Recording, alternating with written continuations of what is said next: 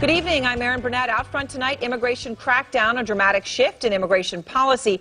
This major change announced today by President Trump's administration, zeroing in on how immigration laws are enforced.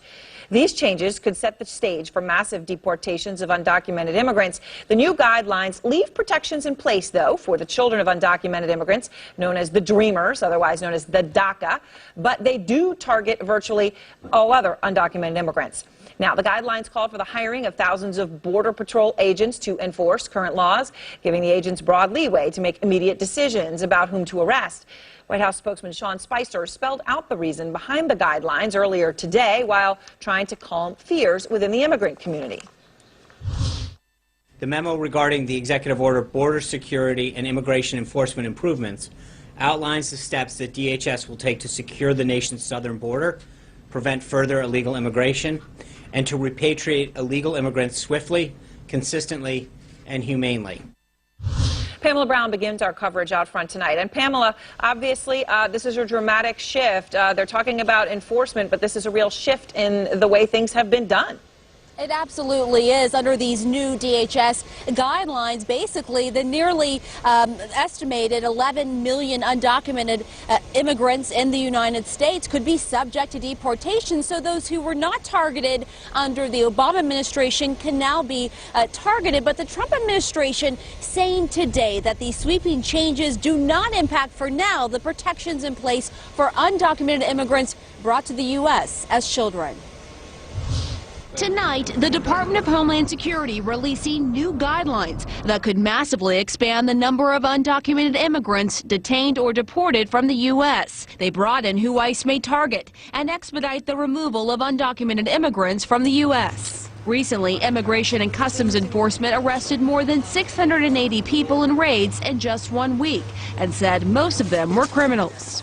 Everybody who is here illegally is subject to removal at any time. The priority that the president has laid forward and the priority that ICE is putting forward through DHS's guidance is to make sure that the people who have committed a crime or pose a threat to our public safety are the priority of their efforts, first and foremost. Under President Obama, ICE focused on deportation in 3 categories: convicted criminals, public safety threats, and those who recently crossed the border illegally. Under the Trump administration, anyone who is even accused of a crime, such as a DUI, is eligible for deportation.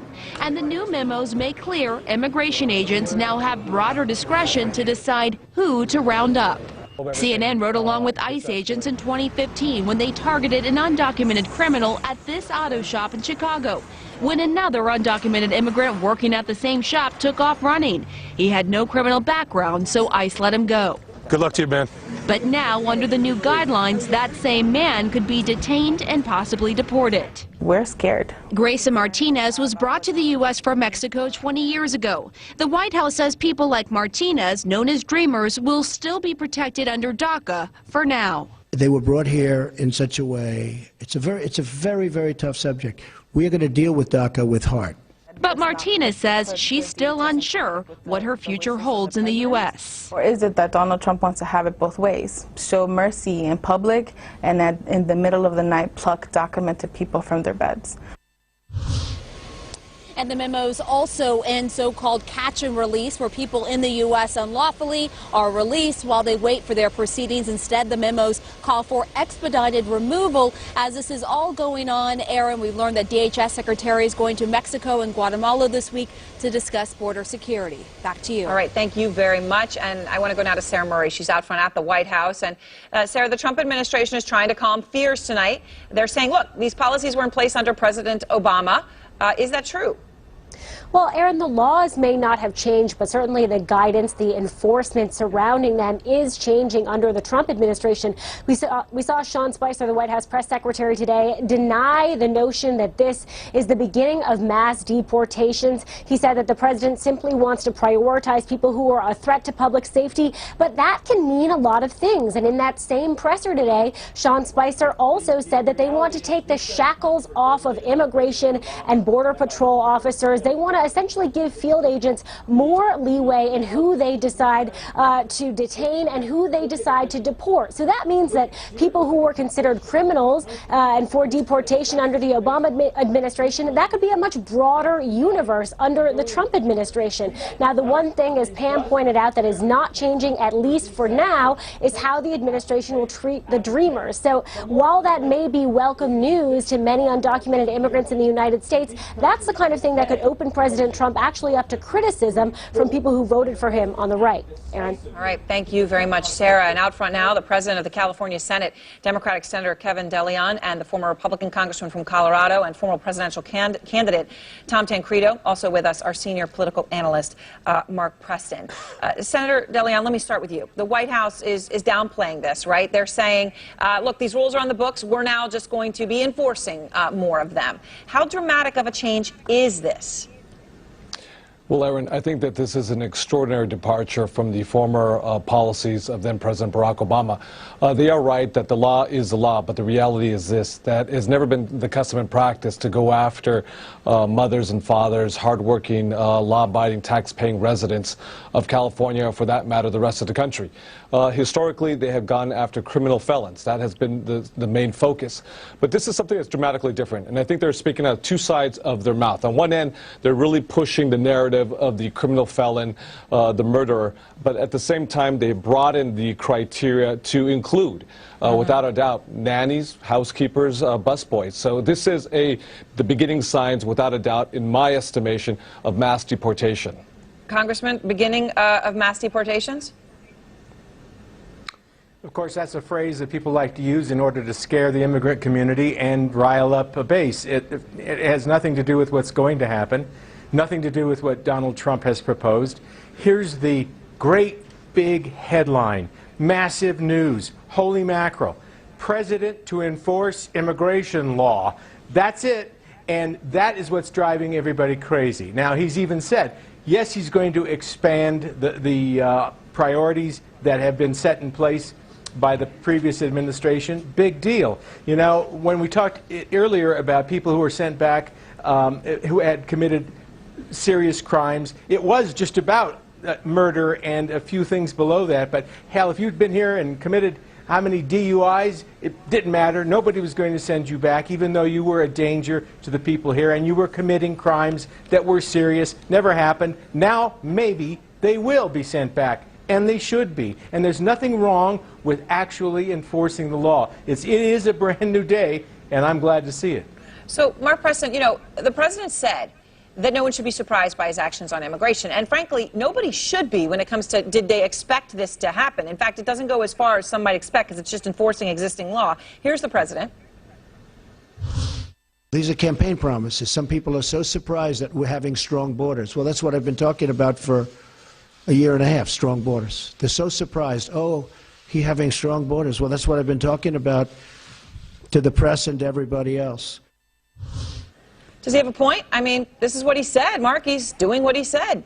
Yeah, no doubt, Aaron, and he certainly is keeping to his campaign promise. Not only are we going to see an increase from ICE and other law enforcement officials moving forward and increasing the deportations, but he also talked about building that wall. They also spoke about that as well as today taking more steps to make that happen. What is going to be very interesting, though, specifically in the state of California, and perhaps Senator De Leon could talk about this, is will we see state and local police who, under these orders that were discussed earlier today, who are going to be granted greater power to arrest undocumented workers, will we see state and local police helping ICE agents in some of these raids? And if not, what will be the outcry back in Washington and from the Trump administration? Yeah, Senator, what happens? So as soon as this takes effect, what do you think is going to be different?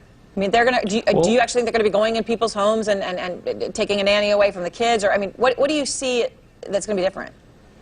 Well, Aaron, we're not quite sure yet, but let me get to the point that Mark had just underscored. One, in order for Donald Trump, President Trump, to be successful, he needs to commandeer local police departments, highway patrols, as well as local sheriffs.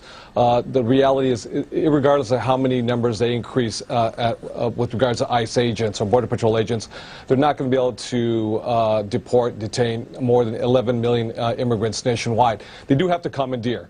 local police departments. And I can be very clear about this for the state of California. We won't spend a single cent or lift a single finger to be an extension of the federal government in separating mothers from their children and children from their mothers. This is an extraordinary departure. And I can tell you this, that Tom Tancrendo was Donald Trump way before Donald Trump became Donald Trump on the issue of immigration. The anti-immigrant animus that he harbored in his days of Washington, D.C.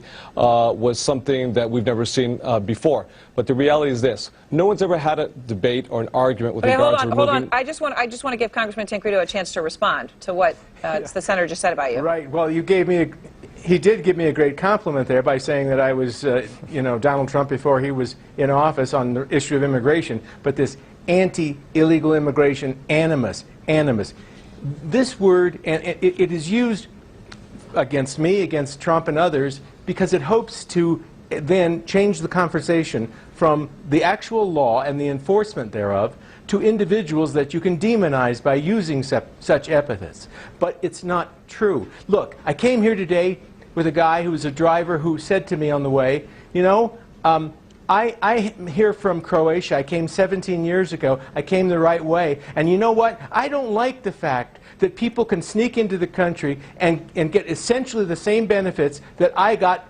after doing it, after being in line for years. And that's what I say over and over again. How do you square that circle? Let me give you a chance to respond. You can, I will give any illegal, you know what, put this whole thing open to a vote. Let's let every legal immigrant in this country vote on it. I'll take their outcome. All right, so Senator De Leon, what do you say to that? It's a slap in their face. About the people who wait in line for years, Senator, and now expect to have people in this country who didn't come in fairly expect to be treated the same way. Let me say this, and let me be very clear about this. Immigration to the United States is actually at an all-time low.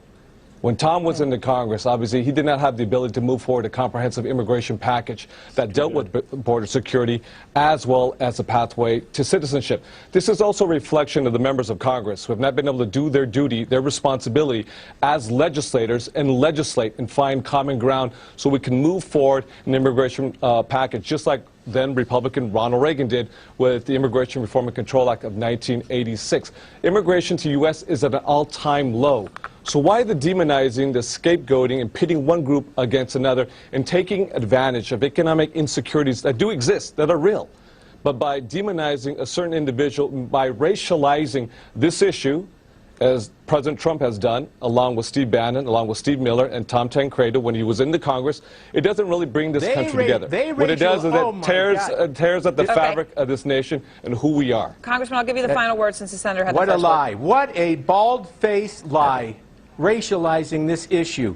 It's ridiculous. It's got nothing to do with race. Zero, nothing. It's got to do with, because we take in more people. Right now, even under what you describe as the lowest in history, we take in more people legally into this country than any other country in the world. Well over 1 million a year. That is not being shy about the issue of immigration. Tom, you should have done your job when you were in the Congress. It doesn't matter what color they are. It does not matter what color they are. Tom, you should have done your job when you were in the Congress, Tom. How you would like to make this a racial issue, you can't.